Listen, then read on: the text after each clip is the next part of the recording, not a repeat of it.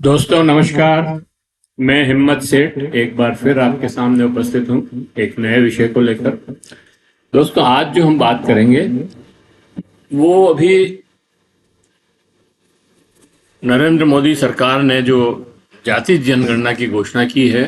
हालांकि मैंने एक पहले वीडियो बनाया था जाति जनगणना के ऊपर, और उसमें मैंने ये कोशिश की थी बताने की कि जो आज जाति जनगणना के चैंपियन बन रहे हैं वो हमेशा विरोधी रहे। 55 साल तक जिन्होंने राज किया इस देश पे, उन्होंने कभी जाति जनगणना नहीं करवाई, बल्कि ओबीसी आरक्षण को भी लटकाते रहे। 1990 में वीपी सिंह के आने के बाद ही वो आरक्षण मिल पाया। और इसी तरह भाजपा तो खैर जब वीपी सिंह सरकार ने आरक्षण लागू किया था तब भी उसका भी विरोध किया उन्होंने, मंडल कमीशन का। और एक विरोध ही नहीं किया बल्कि लोगों को तेल डाल करके जलाया भी, आत्मदाह करने के नाम पे। बहुत ही उस समय की स्थिति तो बहुत भयंकर थी। एबीवीपी के छात्र और एनएसयूआई के छात्र मिल करके इस आरक्षण का विरोध कर रहे थे। खैर जैसे ही ये घोषणा हुई सभी चैंपियन जो है आगे आ गए और इसका श्रेय लेने लगे।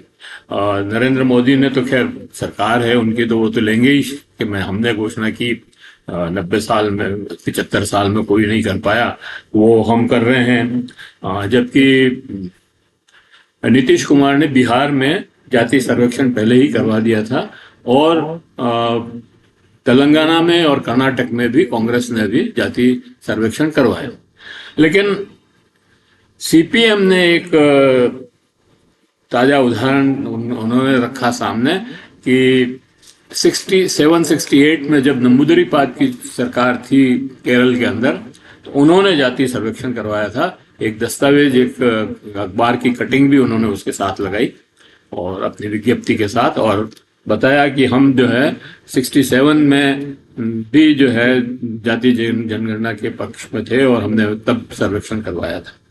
बहुत अच्छी बात है उन्होंने अगर ये सर्वेक्षण करवाया तो। लेकिन सवाल ये उठता है कि पश्चिमी बंगाल में उन्होंने 30-35 साल तक राज किया, 28 साल तो शायद ज्योति बसु ने और फिर बाकी बुद्धदेव भट्टाचार्य ने, लेकिन तब कभी भी जाति जनगणना की बात नहीं की। और तेलंगाना में 25 साल तक करीब राज किया चतुर्वेदी और सरकार ने, नाइक सरकार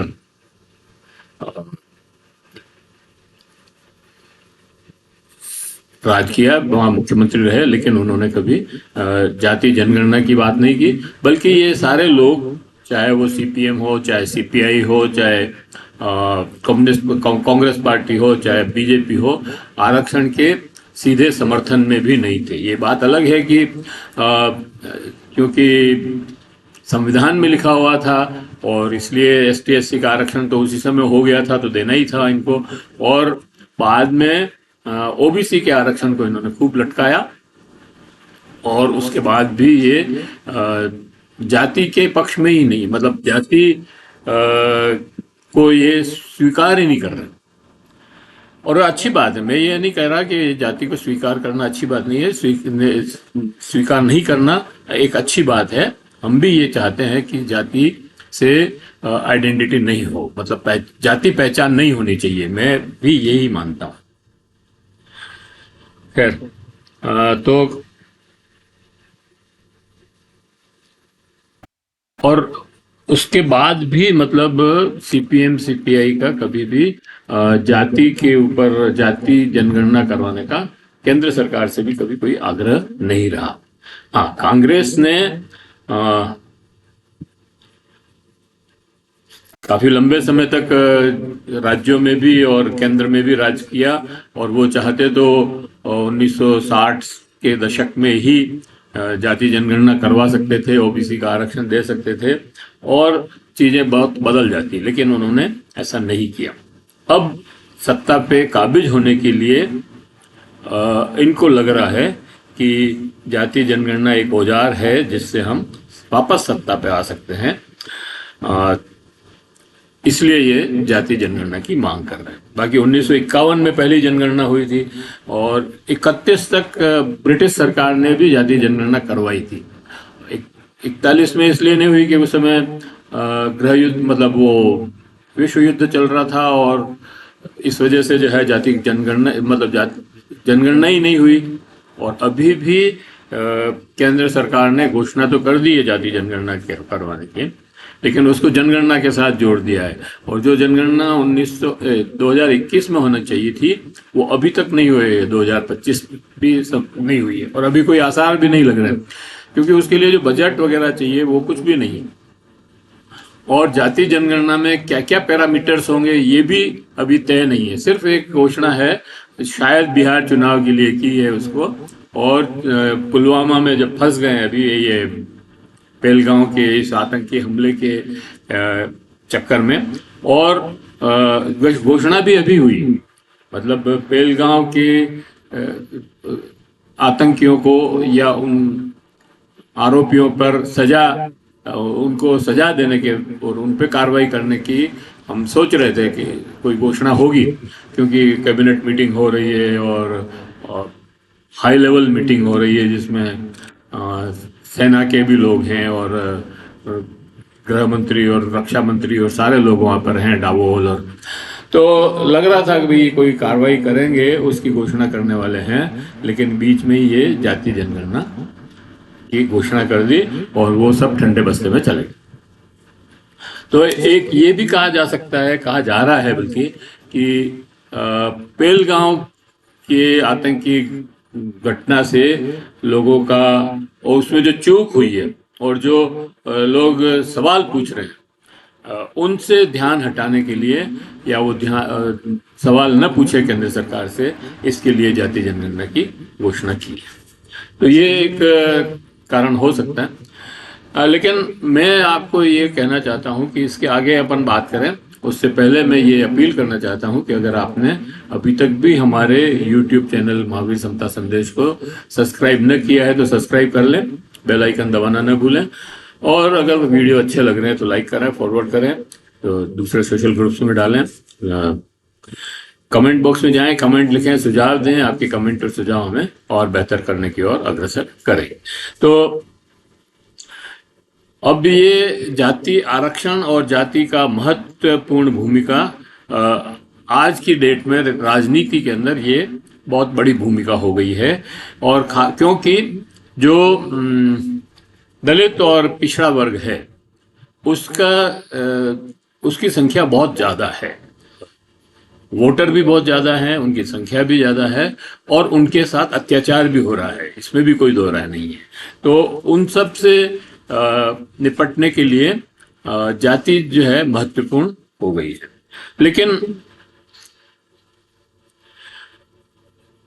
लेकिन जब तक ये जाति व्यवस्था रहेगी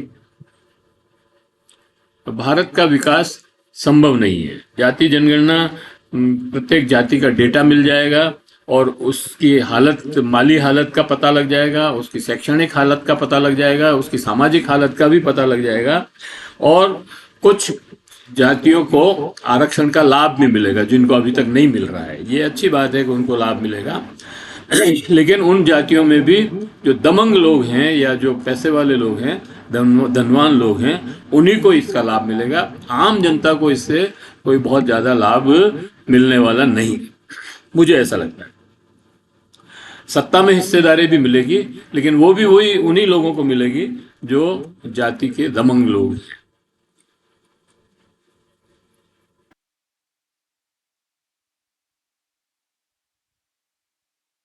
जाति जनगणना की जाति व्यवस्था खत्म नहीं होगी। सबसे बड़ी बात यह है कि जाति जनगणना करने से जाति व्यवस्था और मजबूत होगी। जाति व्यवस्था ढीली नहीं होगी, कमजोर नहीं होगी, खत्म नहीं होगी, ढीली नहीं पड़ेगी और मजबूत हो जाएगी। उससे जो और नुकसान ही होगा, फायदा कुछ नहीं होने का है। और डॉक्टर लोहिया का और डॉक्टर अंबेडकर का ये स्पष्ट मत था कि जाति व्यवस्था के रहते भारत के सभी लोगों का विकास असंभव है। इसलिए जाति विहीन समाज बनाने की बात करते थे। और डॉक्टर लोहिया ने तो बहुत सारे सम्मेलन किए, डॉक्टर अंबेडकर ने भी किए, और डॉक्टर अंबेडकर ने तो आंदोलन भी चलाया बहुत सारे जाति तोड़ने के लिए। और चूंकि जातीय जनगणना से अब और मेरा प्रश्न ये है कि क्या जातीय जनगणना से बेरोजगारी खत्म हो जाएगी? तो नहीं होगी। मेरा कहना है कि नहीं होगा। रोजगार पैदा होंगे तो नहीं होंगे। क्या शिक्षा व्यवस्था में सुधार हो जाएगा? तो नहीं होगी। क्या सबको शिक्षा एक समान मिलने लगेगी? तो जातीय जनगणना से ऐसा नहीं होगा। ये सभी गरीब और धनवानों की पहुंच अच्छे स्कूलों, कॉलेजों और विश्वविद्यालय तक हो जाएगी। एक तरीके स्कूलों, कॉलेजों में शिक्षा मिलने लग जाएगी सबको? तो नहीं मिलेगी, सब समान शिक्षा नहीं होगी। तो जो मूल प्रश्न है, अस्पतालों में सबका अच्छा इलाज होने लग जाएगा? नहीं होगा। तो मेरा मतलब यह है कि जो मूल प्रश्न है व्यवस्था के और जाति से जुड़े हुए, तो वो जातीय जनगणना से नहीं होंगे। वो तभी खत्म होंगे, वो प्रश्न का हल तभी होगा जब ये जाति व्यवस्था खत्म हो जाएगी। सबको रोजगार मिल जाएगा? तो नहीं मिलेगा, क्योंकि जातीय जनगणना से ऐसा कुछ भी नहीं होने वाला है।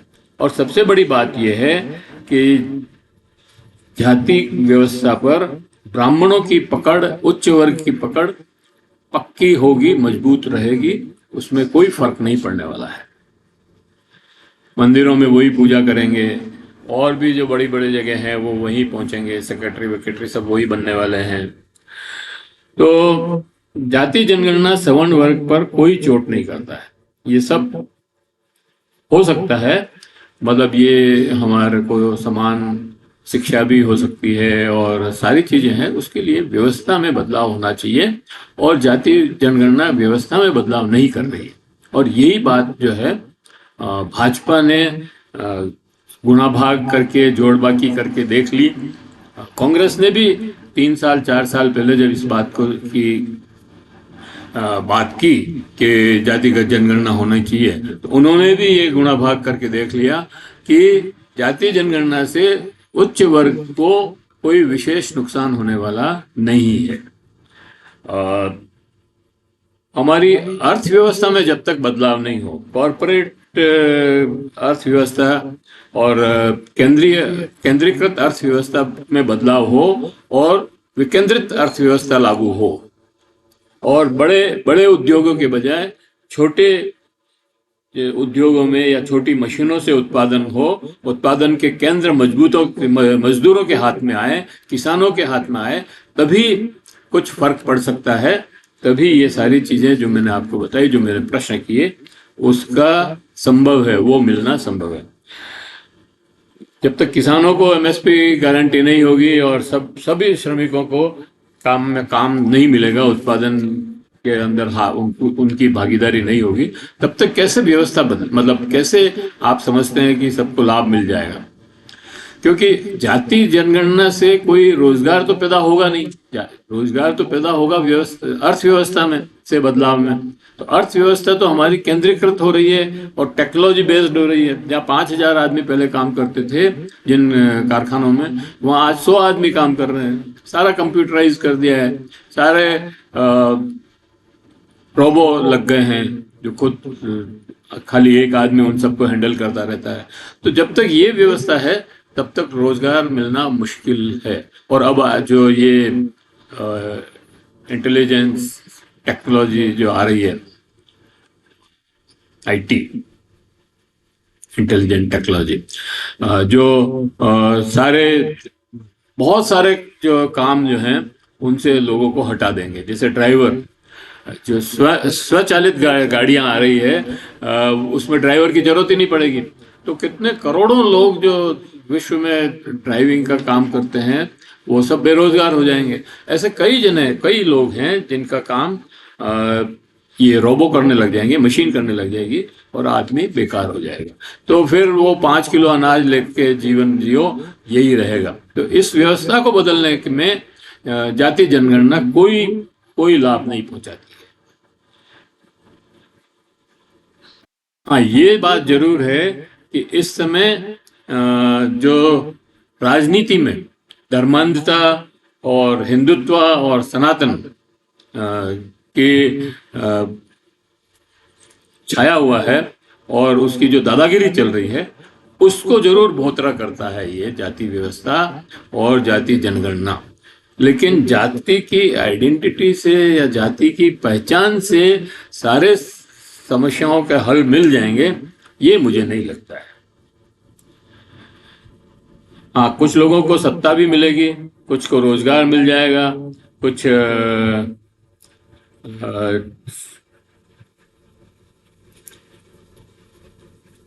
और ये भी मतलब सत्ता में भागीदारी और रोजगार नियुक्तियां वो भी तब मिलेगी जबकि इन जो सत्ता जो अभी आरक्षण जिन जातियों को मिल रहा है उसमें सब कैटेगराइजेशन करें तब ही मिलेगा वो, बाकी नहीं मिलेगा।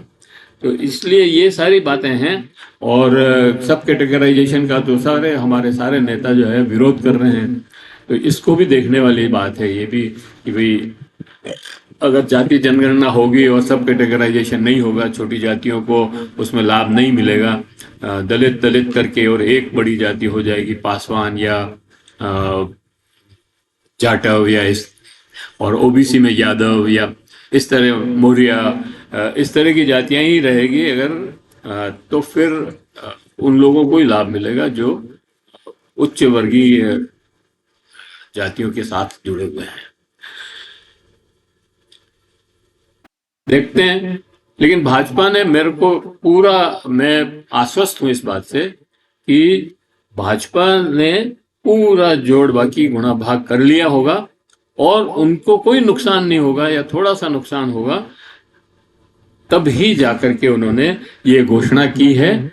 और अभी भी ये डाउट है कि ये घोषणा की तो है पर लागू होगी कि नहीं होगी, क्योंकि जैसे महिला आरक्षण बिल भी पास करके रखा हुआ है, 1 साल ऊपर हो गया, लेकिन वो लागू नहीं हुआ, नहीं और होगा भी नहीं, क्योंकि उन्होंने उसको जोड़ दिया है जनगणना से और परिसीमन से। जब परिसीमन और जनगणना से जोड़ दिया तो अभी आपने पास क्यों करा है? मूर्ख बनाने के लिए। तो ये हमारी राजनीति में एक सबसे मुश्किल बात ये हो गई है कि ब्लफबाजी बहुत हो गई है, झूठ बोलना बहुत हो गया है और संसद तो झूठों का अड्डा हो गया है। सबसे ज्यादा झूठ बोला जाता है संसद के अंदर आज की डेट में। मतलब मैं देख रहा हूं कि जब 370 हटाई थी तब भी खूब झूठ बोला गया था और ऐसा झूठ बोला गया कि जिसका कहीं कोई नामो निशान नहीं, और वही बात जो है अभी भी चल रही है। तो देखते हैं क्या होता है। अपन तो क्या कर सकते हैं इसमें, अपन बता ही सकते हैं लोगों को कि भाई ये इसमें गड़बड़ हो सकती है या होने वाली है या होगी, इससे ज़्यादा तो अपन कुछ कर नहीं सकते। तो मैं इस वीडियो को यहीं समाप्त करता हूँ और आशा करता हूँ कि आपको ये मेरी बात समझ में आई होगी, पसंद आई होगी। अगर पसंद आई हो तो लाइक करें, फॉरवर्ड करें और लोगों को भी भेजें, सोशल ग्रुप्स में डालें। और अगर अभी तक भी आपने मैं हमारे YouTube चैनल महावीर समता संदेश को सब्सक्राइब न किया है तो सब्सक्राइब कर लें। आपका सब्सक्राइब करना और लाइक करना हमें प्रोत्साहित करता है। मुझे लगता है कि आज की जो बात है, जो मैंने आज जाति व्यवस्था पे जो बात की है, उससे मेरे कई दोस्त भी नाराज होंगे, लेकिन जो सच है वो सच है, उसमें कोई बात नहीं है। तो कमेंट बॉक्स में जाएं, कमेंट लिखें, सुझाव दें। आपके कमेंट और सुझाव हमें और बेहतर करने की ओर अग्रसर करेंगे। जय हिंद, जय भारत।